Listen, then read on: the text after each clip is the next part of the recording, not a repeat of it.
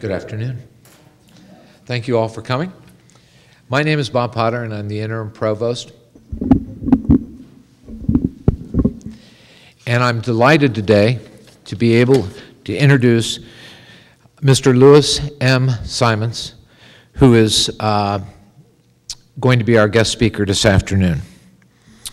For those of you who have not had an opportunity to attend an earlier Global Issues lecture, let me first address some housekeeping matters.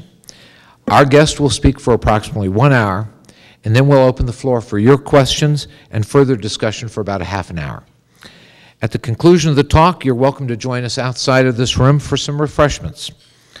We are very fortunate today to be joined by Mr. Louis M. Simons, who will be addressing the shift of United States engagement through hard power in the Middle East to soft power in Southeast Asia. A core value of Roger Williams University is examining challenges facing the world through the lens of global perspective that takes into account varying ways of approaching and dealing with the world, and considering its complexities in both historical and comparative contexts. For the last decade, Roger Williams University has worked to build bridges with the Middle East and North Africa, launching a program to provide higher education to Afghan women, providing material support to universities in Iraq, hosting scholars from the region, and bringing more people from the region to RWU to study and join our campus community. In recent years, faculty have traveled to Turkey and Egypt on extended seminars designed to give them greater understanding of these countries, the region and the Islamic world, and the diversity of cultures and perspectives. These efforts were initiated in the wake of the events of September the 11th, 2001, and sprung from a recognition of the profound gap in understanding between many here in the United States and the broader Middle East region. Our efforts to build relationships and foster communication and understanding also extend to Southeast Asia, from where we have welcomed students and where faculty and students have had the opportunity to travel and study on short and longer-term study abroad programs. Tonight, Mr. Simons will draw a direct line between these two regions and consider their relationship to the U.S. and to each other in terms of power and influence, and, if we're lucky, lay out a roadmap towards engaging with Southeast Asia in a way that might avoid some of the serious challenges associated with so-called hard power engagement. Mr. Simons is eminently qualified to present such a lecture. In 1962, he started out his professional career by joining the Marine Corps, serving at Parris Island and Camp Lejeune. Little did he know that 5 years later, he'd leave the Corps to join the ranks of journalism and become a foreign correspondent covering U.S. engagement at the height of the Vietnam War. He saw the war through to the end, covering the fall in quick succession of Cambodia, Laos, and Vietnam. Since then, he has reported on war, civil unrest, politics, and economics from throughout Southeast Asia, India, Pakistan, Afghanistan, Bangladesh, Iraq, and Iran, China, Japan, North and South Korea, as well as the former Soviet Union. He was a staff correspondent for the Associated Press, the Washington Post, Time, and Knight Ridder newspapers. Mr. Simons won the Pulitzer Prize for International Reporting in 1986 for exposing the billions that the Marcos family looted from the Philippines. In his 1987 book, Worth Dying For, he reviews the Philippine Revolution and the overthrow of the Marcos dynasty, from the discovery of the extent and magnitude of the corruption from diverse viewpoints to provide perspective into the complexities of power and politics in Southeast Asia. He was twice more a Pulitzer finalist and received numerous other journalism awards, including the George Polk, and was an Edward R. Murrow Fellow of the Council on Foreign Relations. Simons' op-ed and analytical articles have appeared in the New York Times, the Washington Post, Foreign Affairs, Atlantic, and Smithsonian magazines. He has contributed to National Geographic and his work has also appeared in USA Today, the Huffington Post, the Daily Beast. I'm not familiar with the Daily Beast. I'd like a little. And Daily Kos. He has appeared on ABC, NBC, MSNBC, and CNN. He is the co-author with Senator Christopher S. Bond of The Next Front, Southeast Asia, and the Road to Global Peace with Islam. He is also is author of Worth Dying For and a contributing author of a half a dozen books on war and international affairs. Please join me in welcoming Mr. Simons.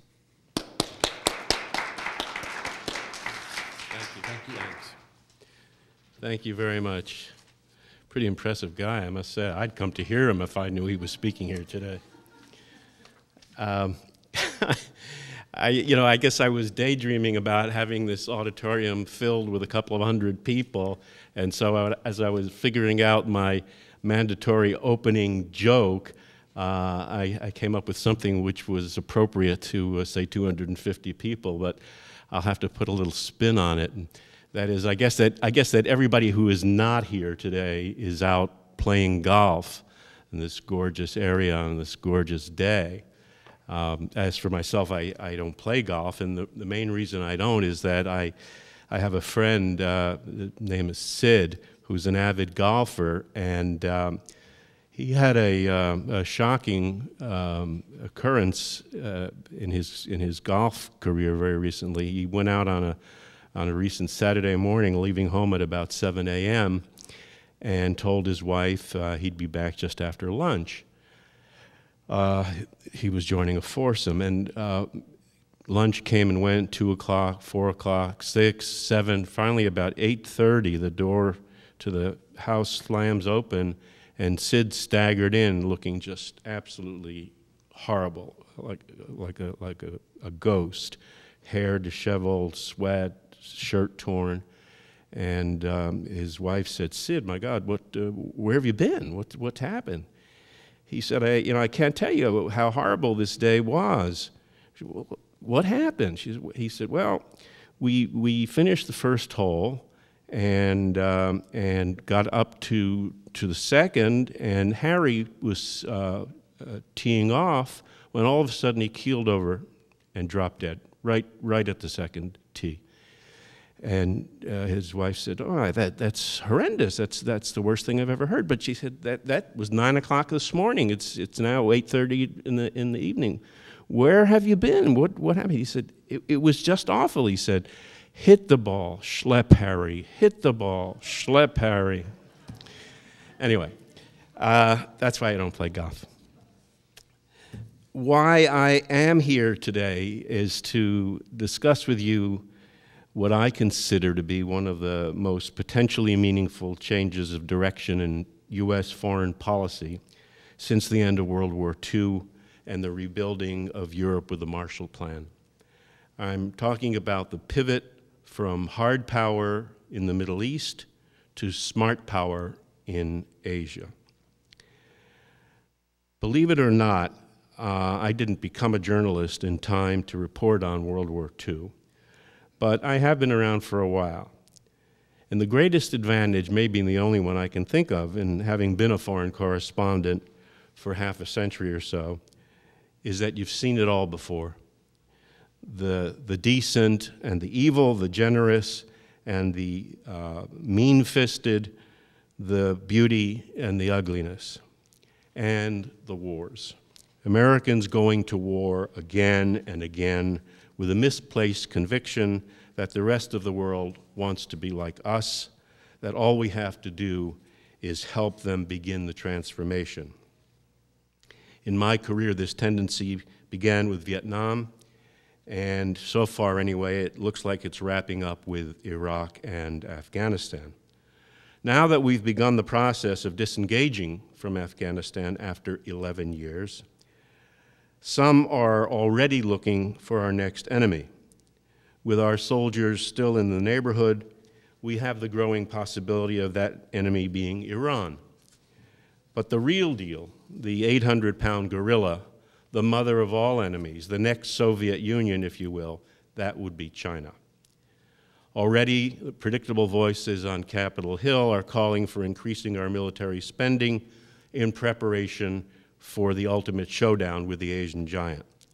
By the way, I personally marvel at the gall of some of our politicians to volunteer the lives of others, even at a time when our all-volunteer troops are exhausted and suffering from a host of grievous physical and psychological injuries. Fortunately, in my opinion, the current administration recognizes that this kind of spending is a lose-lose proposition. Again, in my judgment, the only war Americans have any business fighting today, the real war, is right here at home. Our enemies are poverty, economic disparity, hunger, poor education, inadequate health care, imbalanced justice. Need I go on? As you know better than I, right here in Rhode Island, no less than 15% of the state's 1 million people live in official poverty. That statistic mirrors the big picture. In the United States, some 46 million Americans, 15% of the nation's population, live in poverty. At the other end of the spectrum, the United States spends nearly $700 billion to support the largest military force on Earth. That is nearly as much as the rest of the entire world spends on what is disingenuously called defense. By comparison, China, a nation of 1.3 billion people, 4 times the size of our 312 million, spends 1/7 of what we do on defense. My point in bombarding you with these numbers is twofold. First, that our priorities are what we economic sophisticates term screwed up. And second, those of us that think that the rest of the world wants to be like us and that we can make them over that way simply by invading their lands and killing a few thousand of them are sadly mistaken. Now, please don't, as President George W. Bush once put it, misunderestimate me here. There is much about us that others admire and desire. Our individual freedoms are the envy of much of the world. Millions wish for our privileges. Still, even that does not apply to all of the world. In any number of cultures, Japan to name but one, the rights of the individual come after the rights of the group. In other societies, Muslims for one, certain of our freedoms are offensive and run counter to people's most basic belief and tenets.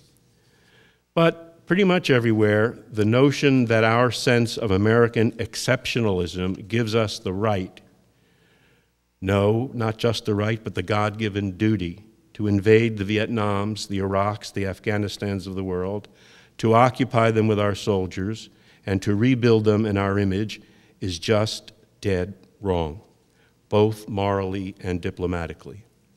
Furthermore, it does not work. It does not produce the results we anticipate.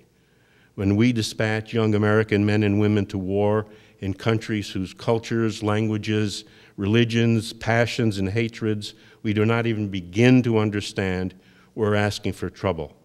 We're asking for dangerous blowback. That is why a perfectly decent, ordinary American, a husband and a father, walks into an Afghan village and murders 17 innocent men, women, and children. That is why Iraqi Shia and Sunni are still killing each other. That is why, after building the largest, most expensive U.S. embassy in the world in Baghdad, the State Department has decided to slash its staff of 16,000 in half. The cost and risk to Americans simply cannot be justified. That is why, after 11 years, the longest war in American history, Afghanistan is still a mess. There are other, better, smarter ways for Americans to help others learn our ways. But the initial decision as to whether or not they want to learn must be theirs. And that leads me to the central point of why I'm standing here mouthing off. In my judgment, a judgment formed by more than 40 years of covering American troops in battle and 5 years of service in the Marine Corps, I consider our wars in Iraq and Afghanistan to have failed. They have failed us, and they have failed the people of Iraq and Afghanistan. Leave aside justifying the initial invasions. I happen to believe that we had good and ample reason after 9/11 to destroy the Taliban and al-Qaeda. I also believe that we had no justifiable reason whatever to invade Iraq. Leave aside the ways and means we employed to wage those wars and years of occupation. The outcome of those wars alone should prove to us the folly of attempting to impose our interpretation of democracy on others through force of arms. If there were only one lesson to be drawn from this bloody recent history, it is this: people will do almost anything for as long as necessary to defend their country and their way of life against foreigners. Those who invade from abroad simply cannot equal that passion. This is a painful admission for Americans, whatever our individual politics and biases. As a nation, we think of ourselves as good. We believe that our way of life is what the rest of the world hungers for, that the others understand our helpful intentions, our optimism and spontaneity, that we can achieve anything to which we set our minds. There are times when others do admire these upbeat qualities in us, but there are yet other times when our soaring self-confidence translates as unmitigated arrogance and does us more harm than good. We are at the fulcrum between those times right now in Asia. The administration has figured out that much anyway. That is why the president has clearly and loudly signaled his intention to pivot from the greater Middle East to Asia. As I said at the outset, this is one of the most dramatic shifts in the history of U.S. foreign policy, from hard power to smart power. I define smart power as pretty much any way of influencing the other guy short of slamming him across the head with a 2x4. To most Americans, Asia today equates with China. It was only 2 decades ago that Japan was number one. Through unfair trade practices and currency manipulation, the Japanese were eating our lunch. They were buying up our skyscrapers and golf courses. Students like yourselves, I don't know if there are any students in this crowd, were scrambling to learn Japanese for fun and profit. American automobile and electronics manufacturers were spending more time bowing and scraping in Tokyo and Osaka than running their factories in Detroit and Silicon Valley. Today, it's the Chinese. Will China succeed in ways that Japan proved incapable of doing? That is anyone's guess, including the Chinese themselves. My own sense is that in, say, 20 years or so from now, the Chinese Communist Party will have worked itself out of a job. China almost certainly will not be a Jeffersonian democracy, or even what Americans would recognize as any kind of a democracy. But it will be some form of government that will be acceptable to most Chinese. The day of the United States being the undisputed world economic leader will have faded into history. China and the United States will share world economic leadership. China will be stronger militarily than it is today. That's natural. Rich people must do more to protect their wealth than poor people. I do not believe that China is preparing to challenge us militarily. I do believe that China sees itself as the regional hegemon of Asia and the Pacific. We, of course, need not share that view. We are free to compete with China for influence in Asia through trade, investment, education, through friendship. These add up to smart power. And this is exactly what China is doing among its neighbors.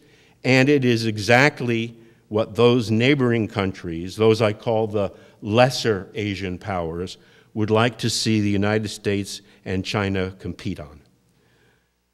These countries include our old friend and rival, Japan, as well as the booming democracy of India. Others concerned about a balancing increasingly dominant China include South Korea, Indonesia, which, by the way, happens to be the world's most populous Muslim nation and a new and vibrant democracy. Indonesia is a country to which Americans pay almost no attention. Some others, Malaysia, Thailand, Singapore, and the Philippines, all more or less democratic, all with their own significant Muslim populations and problems, are no less concerned. Vietnam, only 40 years ago, our sworn enemy, or so we thought, a central threat to the future of the entire free world. Likewise, Vietnam is growing nervous about China's jet speed emergence. Even Burma, for heaven's sake, which until only a few months ago was sealed off from the West and aligned only with the rogue state of North Korea and with China, has come knocking on our door. 40 or so years ago, during our wars in Vietnam, Cambodia, and Laos, Southeast Asia was on the tip of our tongues. We called the countries of the region dominoes, convinced that should we lose Indochina to the communists, the rest would topple like little black and white tiles. That, of course, did not happen. Today, even Vietnam, while still undeniably communist, is competing economically and successfully so with its capitalist neighbors. Because the countries of Southeast Asia are no longer much on our minds, I feel I should offer you a postage stamp-sized primer on 5 of them anyway. These are the countries where I cut my teeth as a correspondent and coincidentally began my family. The first is Indonesia. 203 million Muslims live in Indonesia, as many Muslims as live in the entire Middle East taken together. Indonesia today is, I would say almost without doubt, the most free and vibrant democracy in all of Asia, including Japan and South Korea. As it happens, you all know, Obama lived there as a boy with his mother and her husband, her second husband.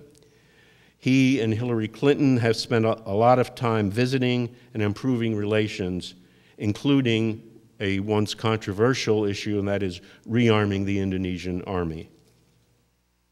Secondly, Malaysia. Again, like Indonesia, a majority of Malaysians are Muslim, Malay culturally, with substantial Chinese and Indian minorities. There's a good deal of U.S. high-tech investment in Malaysia, and their cooperation with the United States on intelligence, Islamist intelligence in particular, is laudable and notable. Third, Thailand, just north of Malaysia. Right now, although you wouldn't know it from reading American newspapers or getting your news electronically, Thailand is in rather a state of, rather a chaotic state. I suppose you've read about the red shirts and the yellow shirts, people who oppose each other politically, battling bloodily in the streets for political advantage.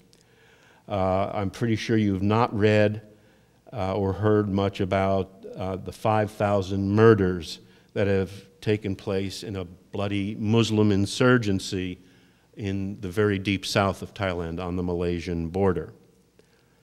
Fourth is Singapore, what they like to think of themselves as Southeast Asia's Switzerland. It happens to be the key intelligence gathering center for the rest of the region. Singaporeans are bourgeois, hardworking, ambitious, squeaky clean, geeky, I think is about the best word that defines Singaporeans. Although Singaporeans overwhelmingly are ethnic Chinese, there is a small Malay Muslim minority and a smaller Indian minority, but the important point is that they are, as a little island city-state, they are pincered between Islamic Malaysia and Islamic Indonesia, a worrisome location for them and to some extent to the United States. As good friends of the U.S., the Singaporeans years ago granted us U.S. naval basing, and that is under discussion to grow right now. Finally, the fifth is the Philippines, another old friend of America, a people with a love-hate relationship for Americans, and coincidentally, the United States' only experiment with colonialism, which worked out kind of so-so. The United States Navy is now likely to return to bases in the Philippines after being tossed out in 1986, after the Marcoses were also tossed out. In Mindanao, in the deep southern portion of the Philippine archipelago, you have another Islamic insurgency going on, one that is very much akin to the one I mentioned in the deep south of Thailand. As it happens, since just before the 9/11 attacks, obviously having nothing to do with reaction to them, some 600 to 700 U.S. Special Forces have been based on the ground in Mindanao, carrying out advisory and intelligence gathering activities. Elsewhere in the general neighborhood, we have Australia, where the Obama administration has just finished negotiating basing some 2,500 U.S. Marines. I think of it more as a military statement than a military action. The big question is, why are these nations, along with Burma and Vietnam, knocking on our door now? It is not because they want our military presence to help them stare down China. I promise you they most assuredly do not. In fact, most of Southeast Asia is getting along with China just fine. After all, the Chinese come calling with deep pockets. They make few demands or even suggestions on the internal affairs of their hosts, and this is customary with the Chinese communists. The Chinese are fully engaged in their own soft, or as I prefer, smart power exercise in Southeast Asia. This includes setting up very welcoming cultural centers, what are called Confucius centers. These are proving to be very successful among young Southeast Asians. Kids go there to study the language, to learn about millennia of Chinese culture. And they have just about entirely replaced what used to be called American centers, something that the State Department operated, or U.S. Information Agency operated in just about every major city in Southeast Asia. The American centers are gone. What is left, if anything, is what is euphemistically called American corners. Just that.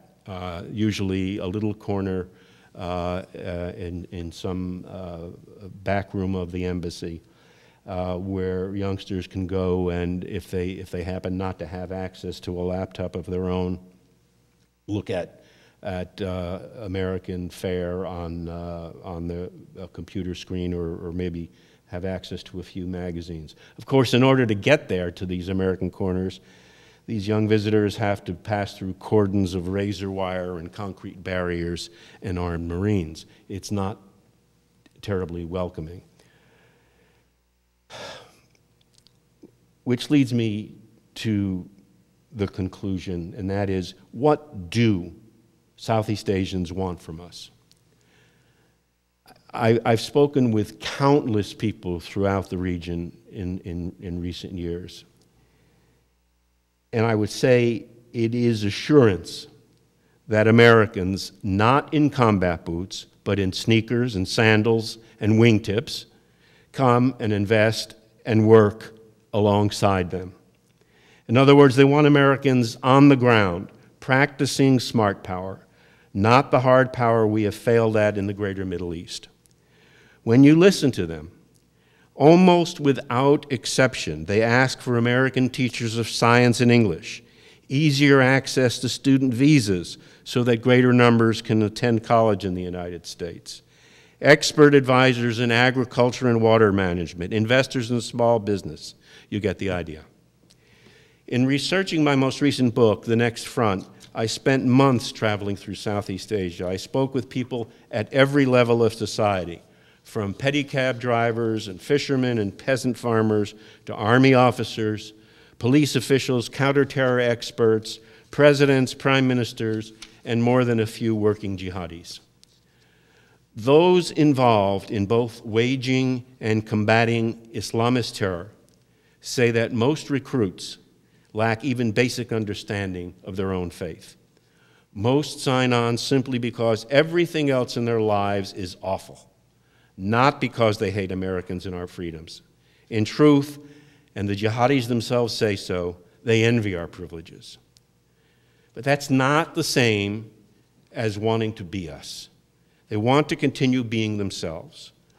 Most of what they want, when it is all boiled down to the smallest kernel, most of what they want is hope. Having and working toward realistic hope is the essence of what it means to be American, and it is the best of what we can offer. If we are going to interpret this sense of the possible for people who have so few possibilities, we are going to have to try to help them, some of them anyway, learn that they can break the cycle of poverty, ignorance, and injustice that so viciously grips them. This will require non-military armies of energetic Americans to impart the information and skills that Americans know and do so well. We will have to give this help freely and with no presumption that those who receive it will become our friends or even thank us. Some may end up disliking us more than they do now. It happens. The task will require an open-ended commitment. It will be costly, but it will be a lot cheaper than war. And it is the only way to help a huge block of Muslims turn from the brink of fundamentalism toward a mutually advantageous relationship with the United States that practices the responsibility as well as the prerogatives of world leader. As George Bush observed more presciently than he could have known during his first presidential campaign, if we're an arrogant nation, they'll resent us. If we're a humble nation, but strong, they'll welcome us. W got that one right. Thank you, and I'd be happy and grateful for any of your questions on anything. Thanks. Thank you. Yes? Yes, I have a question. We have this huge years, which I agree with your comments. What do we do with this huge military? There are, of course, people in Washington and elsewhere in the country who would argue with you that the military is not large enough, who would argue that it needs not to be cut, but grown. Changing purposes, though, so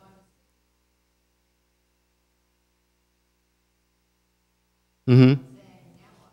Well, you know, I can think of a few things. I can think of domestic work that needs to be done, but maybe that's not what armies ought to be doing. On the other hand, it's what our armies are doing in Vietnam, in Afghanistan and Iraq. We're nation building. I anticipate that that the Army will be, or the military overall will be reduced in size.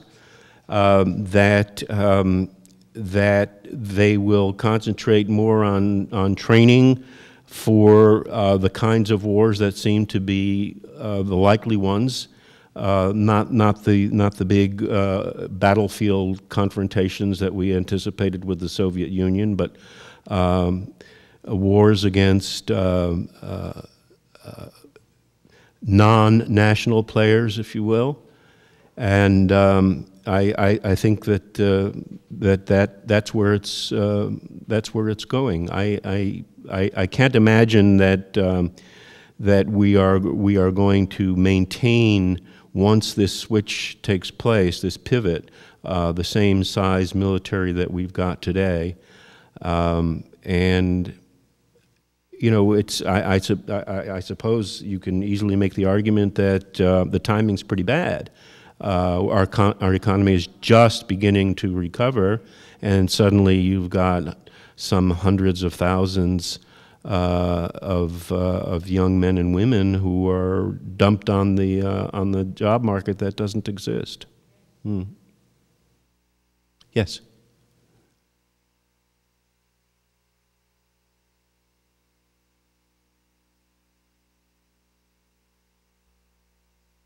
Gone.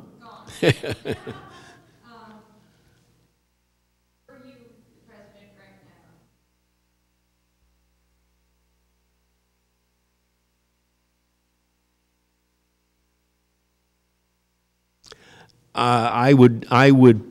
The first thing I would do is reinstate the U.S. Information Agency as an independent entity, take it out of the State Department, and let it operate on its own. It has a different job to do than the State Department does. And I would reopen as many of these centers as possible. The only one that I'm aware of that has actually begun business rather than shut down is in Jakarta. That happened about a year ago. Hillary Clinton went to Jakarta and made a deal with the government to reopen the American Center and to bring back to Indonesia the Peace Corps, which had been tossed out 40 years ago by the then military dictatorship of the day.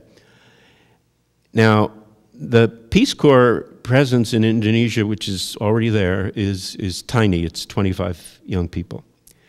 But one of the more interesting conversations I had again and again as I traveled through Southeast Asia was people of a certain age, kind of mine, who would say to me, "Hey, whatever happened to the American Center? That's where I learned English." Or younger people who said, "My mom and dad told me that that's where they learned English." Or they used to go there and read Life magazine and see movies. How come it doesn't exist anymore? I'd reopen them in a heartbeat. I think it's a marvelous way of reaching out to people who have the most bizarre notions about us. The most bizarre notions. I mean, people I've talked to in the Middle East and Southeast Asia, Muslims mainly, have just no idea about Americans. And you know, to name but one, the notion, the belief that the bombing, the 9/11 bombings were an inside job. Absolutely done. Everybody knows it's done because George Bush is Jewish. They know that. So, you know, it's not a joke. I mean, we sit here and, you know, it seems absurd to us, but it's widely believed. Now, there's got to be a way to reach out and to make contact with people. I think the American Centers and the Peace Corps and similar things are a good way of going about it. Sure.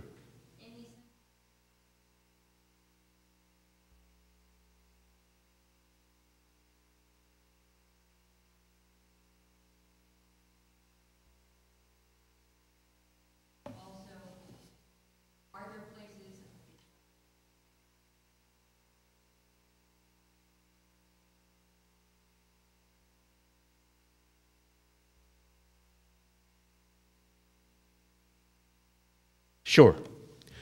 I should have said a little bit more about this new American Center in Jakarta, for one thing. The old one used to be kind of a standalone building in the embassy compound.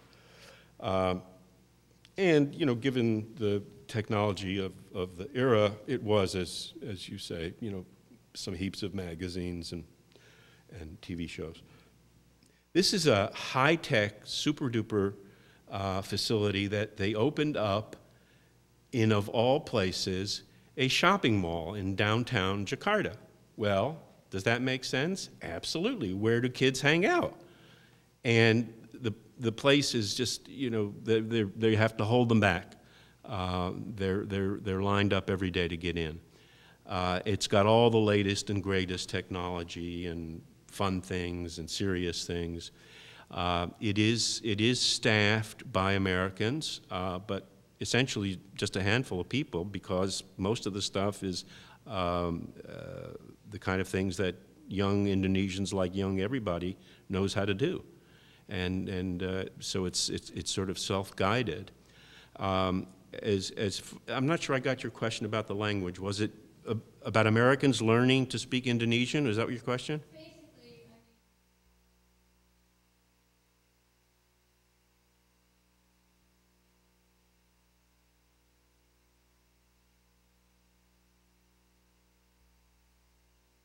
No.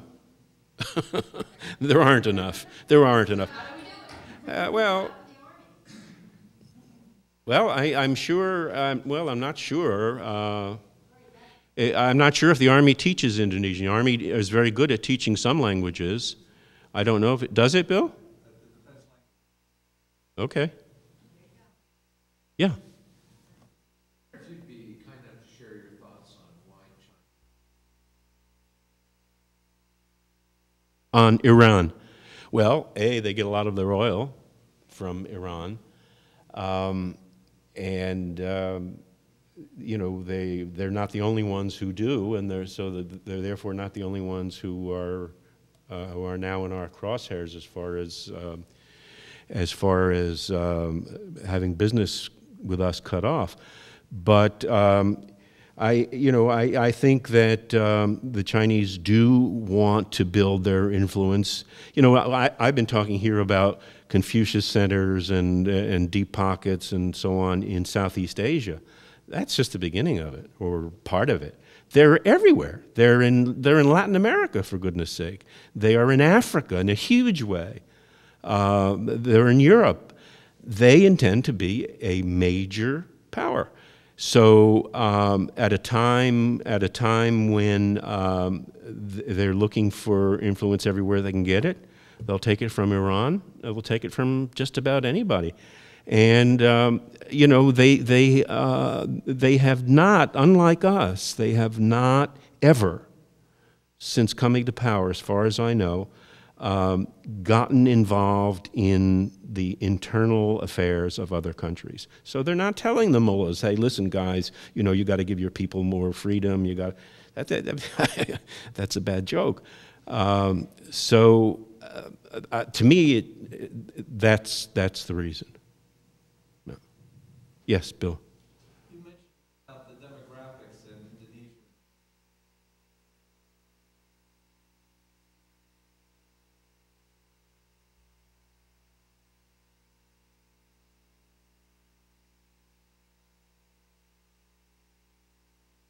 Or a belief system.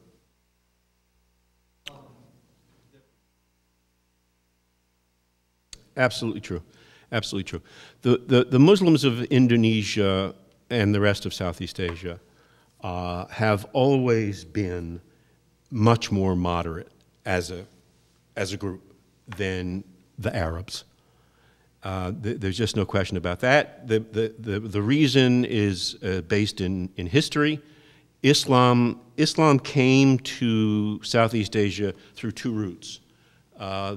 The original ancient one, more ancient one, was the flow of Muslims from the Indian subcontinent overland down into Southeast Asia, mainland Southeast Asia. The second flow, which goes back not all that long ago, maybe 500-600 years ago, came from the Gulf, the Persian Gulf, and the Muslims, the Arabs who came to Indonesia and Malaya at that time were not military, they were not clergy, they were business people. They were there to buy spices mainly, silk, other textiles, but mainly the spice trade is what drew them. So they were interested in collecting merchandise, not souls, and so they were not really interested in transmitting their religion. Now, certainly a substantial number of them stayed on, mainly because the trip back home was too long and dangerous. Also, they found that Southeast Asia was a lot more pleasant than living in the middle of the Saudi desert. Well, I won't get into that. There's lots of stuff, but you can actually see the women. Anyway, so that's the way Islam got into that part of the world. I spoke to the head of the Indonesian National Police Force branch that deals entirely in counterterrorism. And he told me that by their calculations, 2% of the population could be counted as Islamists, as radicals. Well, 2% doesn't sound like a lot until you figure that you're talking about 200 million people base. So then you've got a substantial number. Having said that, the Indonesians, Muslims and others, have really had a bum deal ever since independence, since the Dutch left just after World War II. They've been ruled by one military dictatorship after another. For the last 10 or 11 years, they've had a succession of elected democratic leaders, and each one has been better than the preceding one. The economy is improving. Life is looking better and more promising all the way around. So I think that Indonesia is kind of an ideal candidate for this smart power approach that I'm speaking of. For one thing, Indonesia today, along with Malaysia, and those two in particular, are magnets for Saudi and other Arab business people, as well as wealthy travelers, vacationers, and so on. And it's not much of a stretch for them to come to a place like Kuala Lumpur or Jakarta, go down to the beaches or up to the mountains, and see that, hey, these are Muslims leading a very pleasant life, and their government is democratic. Does it have to be only? Do you need palm trees for that, or can you do this in the desert? That's the way I see it.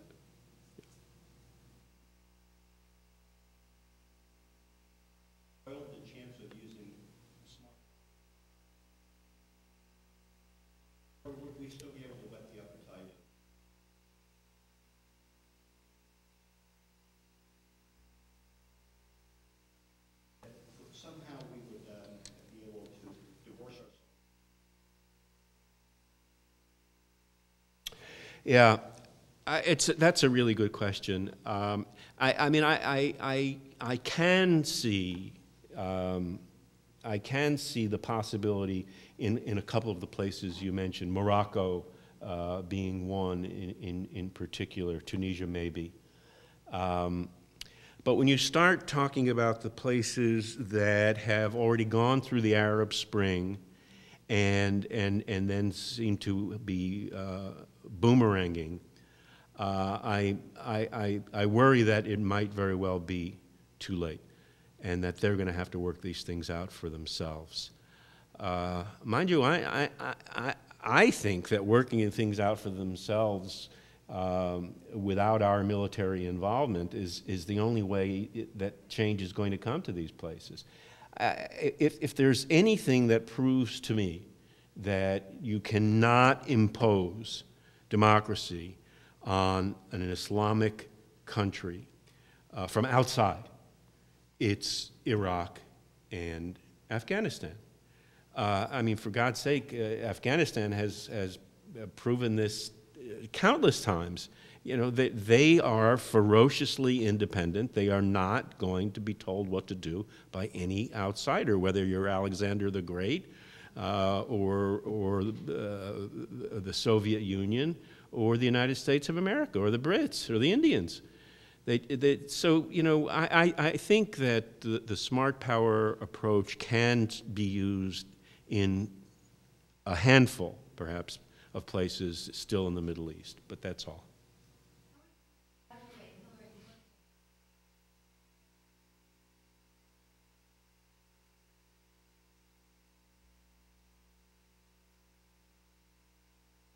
Yeah, yeah. You know,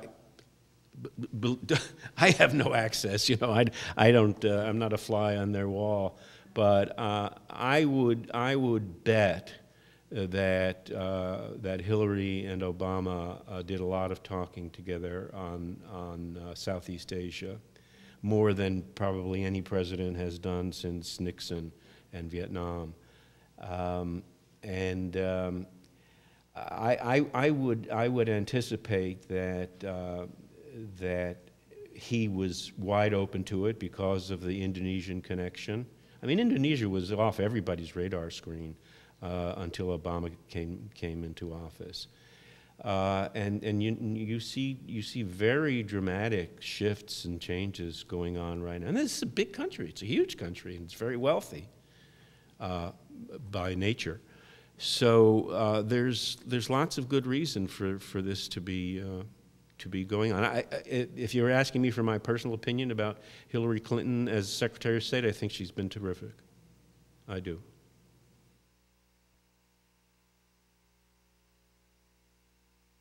Oh yes, I didn't invent it. There's actually, I'm sorry? Yes, it is.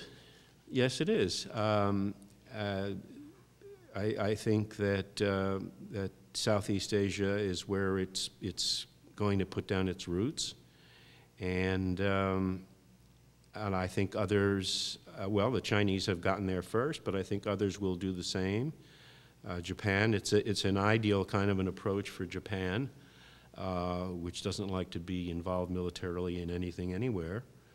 Yeah, I think it's, if we're fortunate, the way of the future. Oh, they do. They do. You know, it's not I guess it's not what you would call a sexy subject right now. You know, we're all overwhelmed with the campaign, with the campaign, the Republican campaigning. I would imagine that once Obama starts talking, he will bring it up. But you know, this is foreign policy too, and foreign policy is never really a hot issue in a presidential campaign unless we've got troops on the ground, as happened, of course, during Vietnam. But I think that you know, with Iraq, with us out of Iraq and getting out of Afghanistan, I don't anticipate it will be a very big issue. But there has been some publicity. The word to look for if you're Googling is pivot. It's a pivot from the Middle East to Southeast Asia, and from hard to smart. Sir. Oh, I'm sorry. Yeah.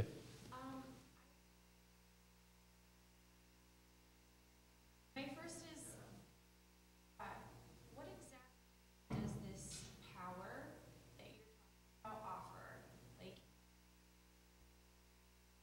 common power, is it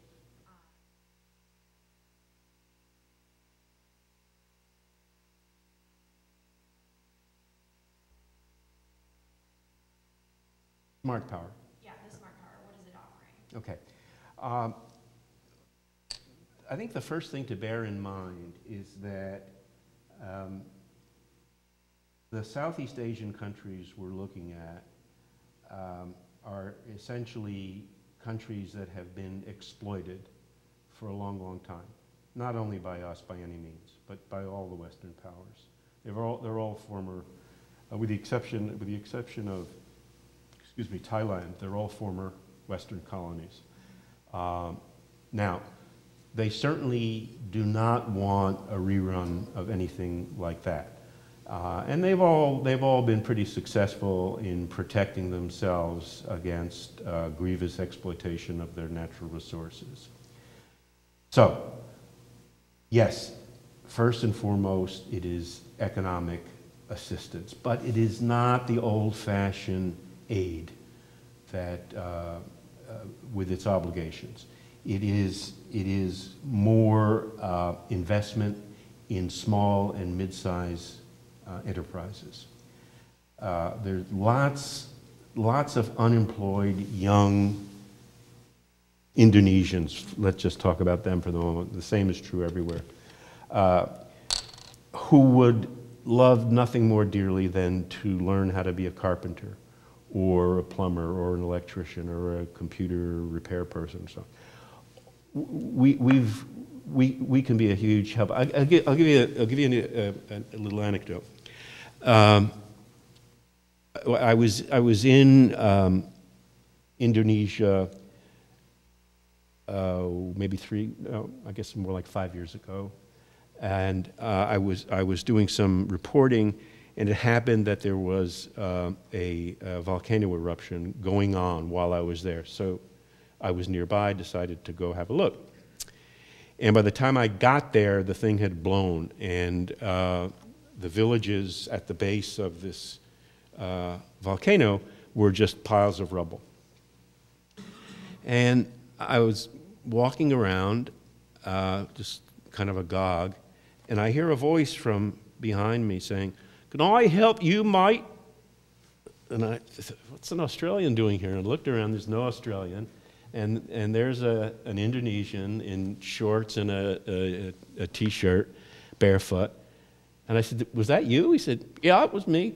Anyway, his story was that he had been a carpenter and made very rough, very inexpensive chairs and tables for the local market, when one day an Australian showed up and said, "Look, I'm interested in going into business here. You've got this wonderful teak and other hardwoods. I think we can do a good business in garden furniture and, you know, that sort of rough and ready kind of thing."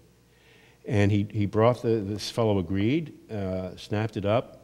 The Australian brought the Indonesian back home to Australia, kept him there for a few months, taught him rudimentary English and how to improve his woodworking skills, sent him back home with machinery and better tools, and the things are going concern. That kind of thing, you know, repeated thousands of times. Yeah, no, I understand that. I understand.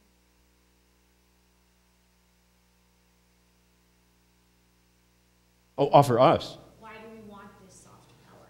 Okay, we want it because it's an entree into a huge Muslim population that is so far very skeptical of us, at best skeptical of us, at worst we know.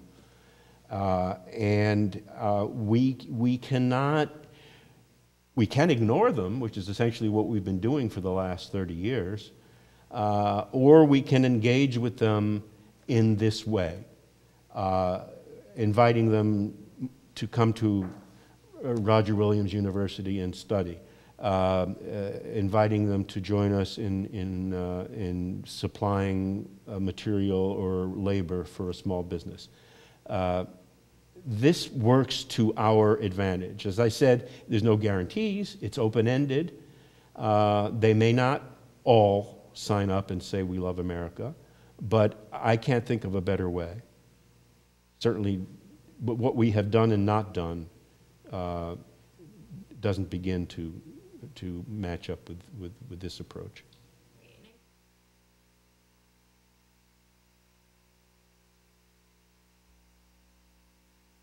Yeah, accidental guerrilla, yeah.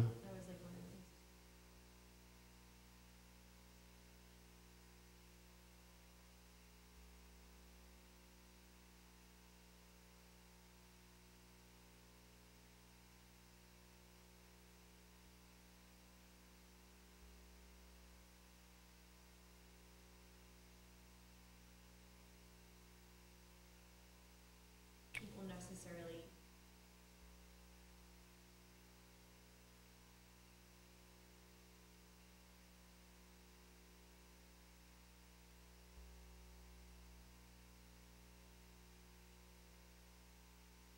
development has operated. And, you know, not to mention that like the free market economic policies from the World Bank sort of, you know, with SAPs, it created a huge gap between the poor and the wealthy. So I mean, I think people like in those situations tend to turn to religion to solve their problems, but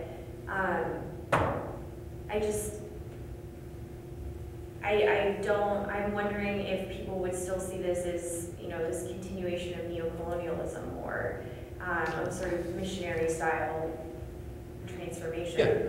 Okay. Great concerns and very valid. And I think just about everything you just said is true, but it does not. The poverty, the hopelessness, the reaching out to religious extremism as a possible cure does not stand alone from what you talk about. These two are very closely related. And who's at the helm of all this that's gone wrong in my life? The United States. You know, maybe we haven't harmed Indonesian Muslims or Malaysian Muslims, but we've harmed their brethren. We stand up for the Israelis, you know, against the Palestinians. All these things that are essentially slaps across the face if you are a young, poor Muslim. It's the reality. It's the reality that we face, and you know, we've tried to knock it out of their heads with a baseball bat. That hasn't worked. Let's try an open hand. And so would you define hard power also as like the $1.3 billion that we annually give to the Egyptian military, or the money that we give to support like Israeli military, et cetera, et cetera? Okay. Sure. Mm-hmm. We'd like to entertain one more question, and then we're going to have your hand up. Yes. Yeah. Well, it may be a couple questions, I'm not sure. One,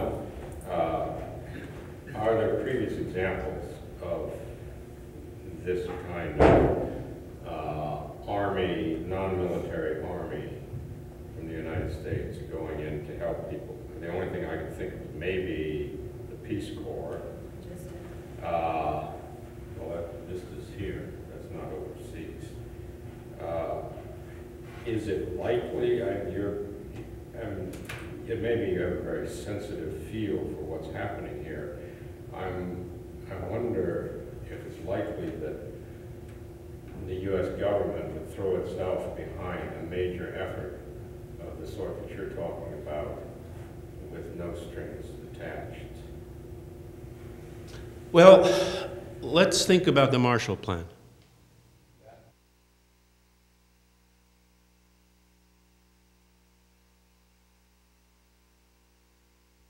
Right.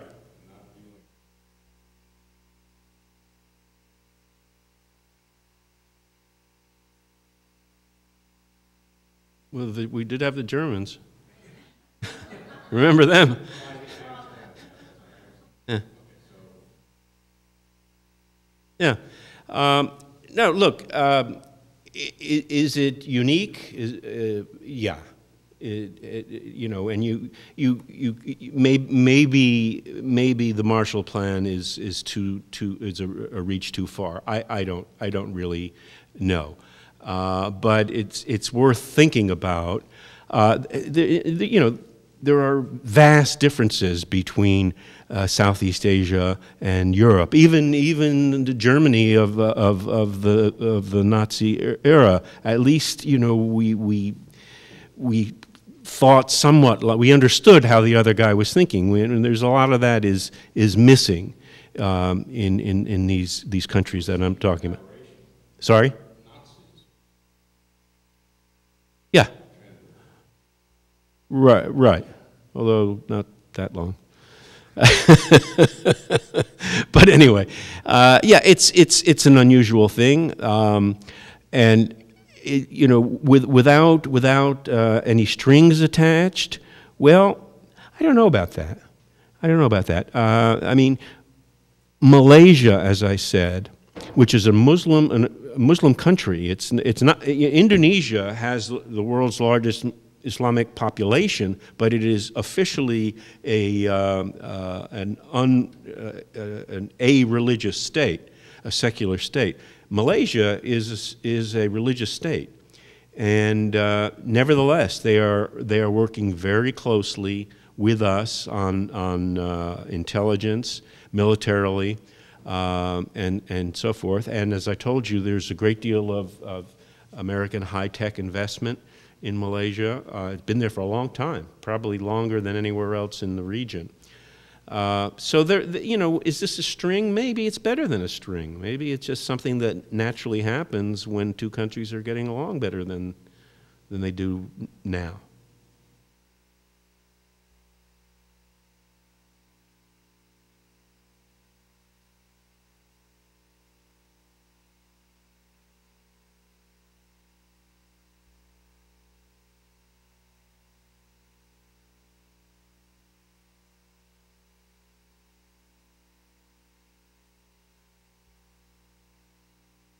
Right. I'm afraid I'm with you on that. It may all be pie in the sky. Mm. I'd like to take this opportunity to thank very much Simons for your presentation. I've enjoyed it, and